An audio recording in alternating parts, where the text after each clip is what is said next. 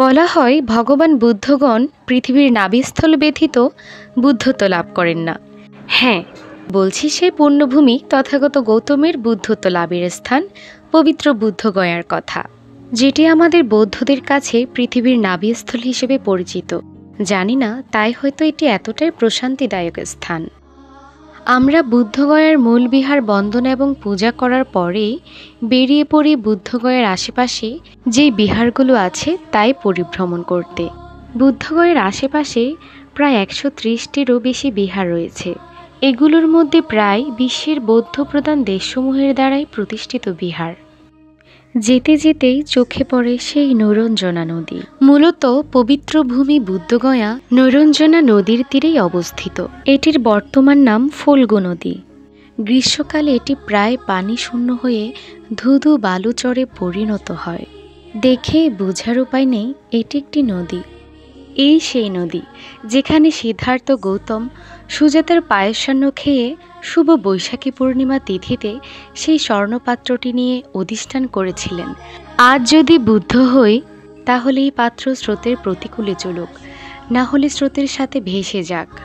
এই নদীর গভীর বক্ষে ছিল নাগভবন, জমা ছিল পূর্ববর্তী 3 মহাসত্ত্বের অধিষ্ঠানকৃত পাত্র। এরপরেই চলে এলাম নৈরঞ্জনা নদীর অনতি দূরে সেনানী গ্রামে। আমাদের কারো অজানা নেই যে বুদ্ধত্ব লাভের পূর্বে সিদ্ধার্থ গৌতম সেই সেনানী কন্যা সুজাতার দানকৃত পায়েস গ্রহণ করেছিলেন। আর এই হলো সেই সুজাতার বাস্তু ভিটা। বর্তমানে এটি বকরুর গ্রাম নামে পরিচিত। মৌর্য সম্রাট অশোক এই গ্রামের সন্ধান দিয়েছিলেন এবং বুদ্ধভক্ত সুজাতা স্মৃতিতে তিনি এই স্তূপ নির্মাণ করেন। এই স্তূপ পরে পাল বংশের রাজা দেবপাল সংস্কার এবং পুনর্নির্মাণ করেন।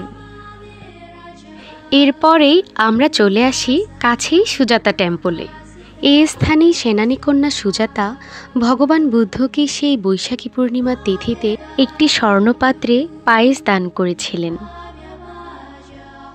নৈরঞ্জনার পাশ দিয়ে যেতে যেতেই ওই দূরে দেখা মিলল ডুঙ্গেশ্বরী পাহাড়।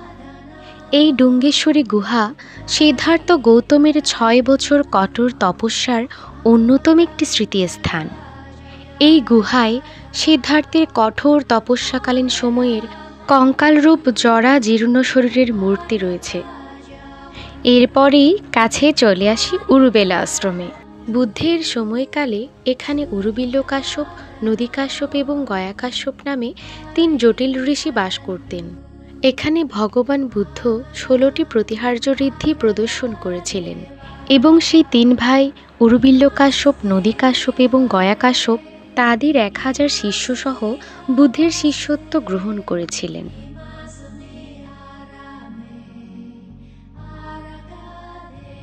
তারপর আমরা তিব্বতিয়ান কয়েকটি লামা টেম্পল পরিভ্রমণ করি। এই বিহারের ভেতরে প্রবেশ করেই বুদ্ধের আসন বেদিয়ার চারপাশের অপূর্ব নকশা দেখে চোখ জুড়িয়ে গেল। আসলেই এই বিহারগুলো দেখলেই যে কারো মন নিমিষেই ভালো হয়ে যাবে।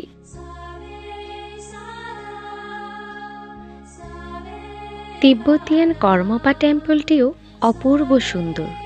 এখানে এতটাই শান্ত পরিবেশ থাকে, মনে হবে যেন আশেপাশে কেউ থাকেই না।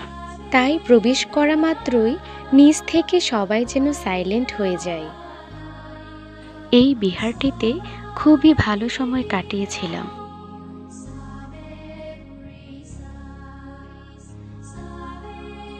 এরপরেই থাইল্যান্ড কর্তৃক নির্মিত থাই হোয়াইট টেম্পলে চলে আসি। সকালবেলায়ও তখন প্রায় 40 ডিগ্রির উপরে গরম পড়ছিল, তাই দূরে থেকেই কিছুক্ষণ দেখে ভিডিও ধারণ করি। আমরা এবার চলে এলাম জাপান কর্তৃক নির্মিত এই 80 ফুট বুদ্ধ মূর্তিটি দেখার জন্য। তীর্থযাত্রার সময় এখানে অনেক দর্শনার্থীর ভিড় হয়। সবুজ গাছপালায় ঘেরা অত্যন্ত মনোরম এই স্থানটি। আমার মনে হয় বুদ্ধগয়াতে এটি অনেক পুরনো একটি বুদ্ধ মূর্তি। এরপর বিশাল মাঠ সংলগ্ন আরেকটি লামা টেম্পল দেখতে চলে আসি। এই বিহারটি বুদ্ধগয়া মহাবোধি বিহারের ঠিক পেছনেই।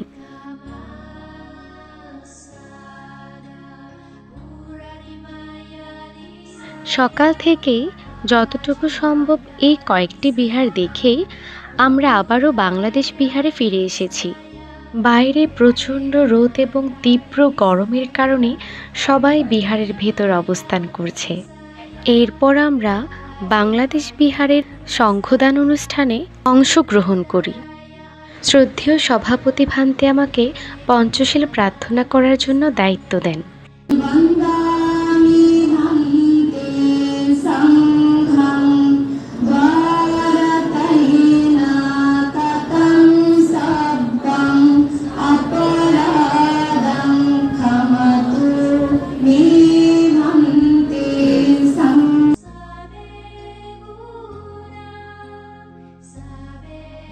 সন্ধ্যার দিকে আমরা চলে আসি বুদ্ধা ইন্টারন্যাশনাল ওয়েলফেয়ার মিশন বিহারটিতে। এটি স্লিপিং বুদ্ধা টেম্পল নামেও পরিচিত।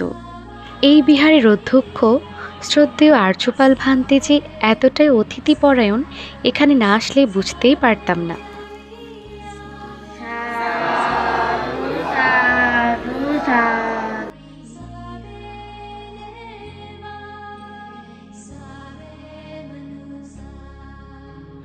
অত্যন্ত সুন্দর এই 100 ফুট সিংহসজ্জা বুদ্ধ মূর্তিটি, এটি দেখে আমার সেই নরসিংহগাথাটি আবৃত্তি করার খুব ইচ্ছে হলো। চক্রবরাঙ্কিত রত্ন সুপাদো লক্ষণ মণ্ডিত আয়ত পানি চামর। দেখতে দেখতে পুণ্যভূমি বুদ্ধগয়া থেকে বিদায় নেওয়ার সময় হয়ে এলো। এখানে এলেই মনে হয় তথাগত বুঝি এই পুণ্যভূমির আশেপাশেই আছেন। সেই 2500 বছর আগের দিনগুলো দেখি যেন তথাগতের পদচারণা ছিল এখানে। এই বজ্রাসনে বসে মারকে পরাস্ত করেছেন, মহাবোধি জ্ঞান লাভ করেছেন। কেমন যেন দেহ মনে শিহরণ জেগে ওঠে। তথাগত বুঝি আমার চারিপাশেই অবস্থান করছেন। একটি বার যদি স্বয়ং বুদ্ধকে দেখতে পেতাম। ওনার এই স্মৃতিময় স্থানটিতে আসলে এমনই অনুভব হয়। খুব কম সময়ের ভ্রমণ হলেও বুদ্ধগয়াতে মহাবোধি বৃক্ষ এবং বজ্রাসনকে বন্দনা, তারই ছায়াতলে বসে ধ্যান করা আর মহামুনি বুদ্ধের মুখখানা দেখলে আর কি লাগে। এখানেই আমার ভ্রমণ সার্থক।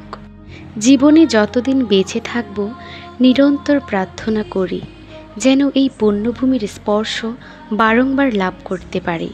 এটি ছিল আমার কাছে দ্বিতীয়বারের মতো বুদ্ধগয়াতে যাওয়া। পবিত্র বুদ্ধগয়াকে বিদায় জানিয়ে আমরা কলকাতা শহরে ফিরে আসি।